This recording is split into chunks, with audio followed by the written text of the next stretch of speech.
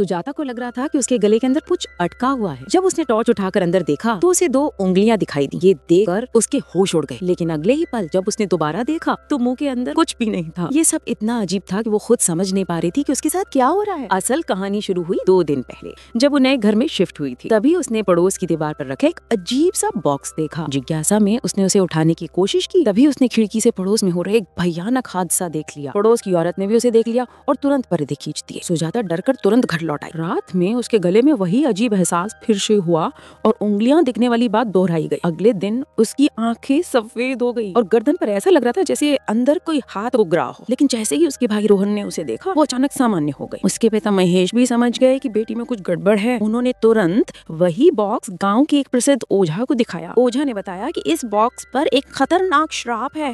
पहली बार इसे छूने वाला व्यक्ति इसकी जगह बनने लगता है। धीरे धीरे उसकी पूरी पहचान मिटाकर सुजाता की हालत बिगड़ती गई। अस्पताल ले जाते समय उसने सभी पर हमला कर दिया और वहाँ से भाग निकली। अब सवाल ये है, क्या ओझा का शिष्य और महेश सुजाता को इस श्राप से बचा पाएंगे?